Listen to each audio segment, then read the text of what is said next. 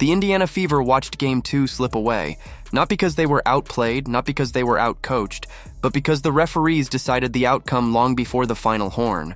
41 fouls, 16 in a single quarter. Players tossed to the floor like ragdolls.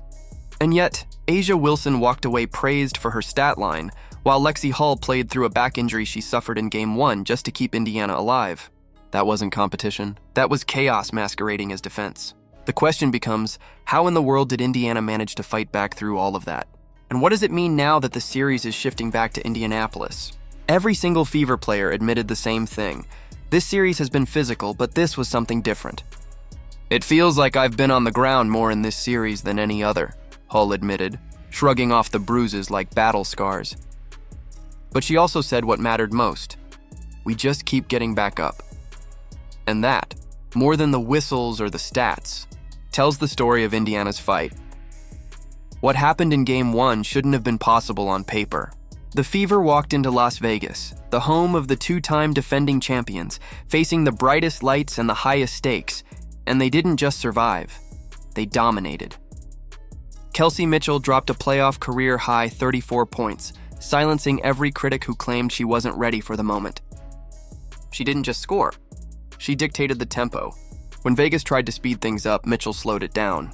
When they pressed, she cut them apart with poise. And while she was torching the Nets, the Fever defense was suffocating A'ja Wilson, holding her to just 6 makes on 22 shots. That's not the kind of night the MVP has. That's the kind of night she's forced into by a defense that refuses to give her an inch. Fans watched stunned as the Fever executed like veterans, closing out the game with calm precision, never letting the Aces' runs build into avalanches. And when the buzzer sounded, Indiana walked off the court with a 16-point blowout win. On the road, against the champs. That was the warning shot to the league. Indiana wasn't here just to compete. They were here to win, but embarrassment is fuel. And the Aces drank every drop of it heading into Game 2. The question wasn't if they'd respond, but how far they'd go to tilt the balance back. What unfolded didn't feel like basketball. It felt like a street fight disguised as playoff intensity. From the opening whistle, Vegas came out swinging, literally. Arms were flying, bodies clashing, players hitting the deck on nearly every possession. The officials, instead of establishing control, leaned into it, chopping the game into pieces with constant whistles. 41 fouls, 16 in the third quarter alone. Try building rhythm in that chaos. Steph White didn't mince words afterward. "It's hard for us to find flow when there's a foul called every 10 seconds, she admitted. And she was right. The Fever thrive on movement, on spacing, on rhythm. But how do you run an offense when every other trip down the court ends with someone walking to the free throw line? It wasn't strategy that slowed Indiana down. It was stoppages. The flow was stolen from them, possession by possession. And through all of it, Lexi Hull stood in the middle, absorbing hit after hit. She shouldn't even have been playing. After hurting her back in Game 1, she was a game-time decision. Most players would sit out, heal, and wait for home court. Not Hull. She taped up, stepped onto the floor, and fought like her season depended on it. You could see her wincing at times, dragging herself off the hardwood after another collision. And yet, she drilled 5 three-pointers, tying the Fever playoff record. Those shots weren't just points on the scoreboard. They were declarations. We won't quit, no matter how hard you try to break us. But the bigger story wasn't Hull's resilience. It was the way the Aces' physicality kept shifting the spotlight. While Mitchell exploded for 34 in Game 1, she was squeezed into just 13 in Game 2. That wasn't because she forgot how to score. It was because Vegas threw everything at her. Face guards when she didn't have the ball. Double teams the moment she caught it. Screens that turned into body checks. Every cut was met with a shove. Every drive ended in a collision. Mitchell, usually free-flowing and confident, looked like a pinball bouncing between defenders. Becky Hammond admitted it herself. They game-planned to suffocate her. And when the refs allowed the contact, that plan became devastating. A'ja Wilson, meanwhile, racked up 25 points, 9 boards, 5 steals, 2 blocks. On paper, it looked like domination. But those who watched saw the truth. Half of those points came gift-wrapped at the free throw line. Half of those boards came after shoves that went uncalled. That wasn't skill. That was officiating generosity. Yet the headlines celebrated her as if she had single-handedly carried Vegas on her back. The double standard was glaring. Aaliyah Boston knew it better than anyone.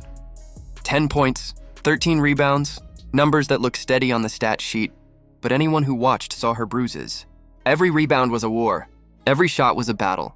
She was shoved off her spot, dragged out of position, and hammered on box outs. Fouls that should have been called in her favor were ignored, but she never stopped fighting. That's the kind of quiet toughness that doesn't trend on social media but wins respect in every locker room. And then there was Odyssey Sims. 18. Points in a game where every possession felt like swimming upstream. Double teams, arms slapping, chaos swirling around her, she still found ways to score. Half-broken plays turned into baskets because she refused to give up on them. She looked frustrated at times but never broken. She was the heartbeat that kept Indiana alive. But the whistle never let up. At one point, Indiana had cut the lead to 8, momentum swinging their way, and then 4 straight fouls were called. 4. Just like that, the margin ballooned back to 13, and the game slipped away. Fans watching couldn't believe it. Commentators were left speechless. And yet the game trudged on like this was normal. Even Becky Hammon complained afterward about the physicality, which is almost laughable. Her team had been rewarded by the whistle all night, yet even she admitted it was too much. That contradiction tells you everything. This wasn't basketball. This was officiating chaos that tilted the balance. Still, amid the wreckage of Game 2, Lexi Hull stood tall. She had no business being out there with her back screaming in pain, and yet she buried 5 threes. That performance told the league everything it needed to know about Indiana. They don't fold. They don't fade. Even when the game is stacked against them, they fight. Now the stage shifts. No more Vegas lights. No more whistles echoing through a hostile arena. The next chapter of this series takes place in Indianapolis, inside Gainbridge Fieldhouse, where 17,000 fans will be on their feet, ready to turn pain into power. And make no mistake, that matters. Becky Hammond admitted it herself. Our experience there has not been great this season. That's coach speak for. We hate playing there, because at Gainbridge, every bump on Boston gets magnified by a roar. Every shove on Hull is met with 17,000 voices demanding accountability. Officials can't hide behind silence. They feel the crowd. They hear the reaction. That's the underrated part of home court. It changes perception. It forces referees to think twice before swallowing the whistle. Lexi Hull said it best. Our fans, they show up and they show out. And they will. This isn't just another playoff stop. This is a turning point. Indiana already stole one in Vegas. They survived the whistle in Game 2. Now, with the crowd behind them, they can turn this series upside down. The Aces may have celebrated their rough, whistle-fueled win, but deep down they know the truth.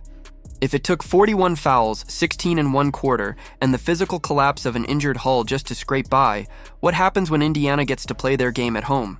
What happens when Mitchell, burning with frustration, steps back onto her floor with the crowd behind her? What happens when Boston's bruises turn into fuel? The Fever have a chance not just to respond, but to redefine the balance of power in this series. Vegas may be the champs, but Indiana is proving they're the future. Game 3 will tell us everything.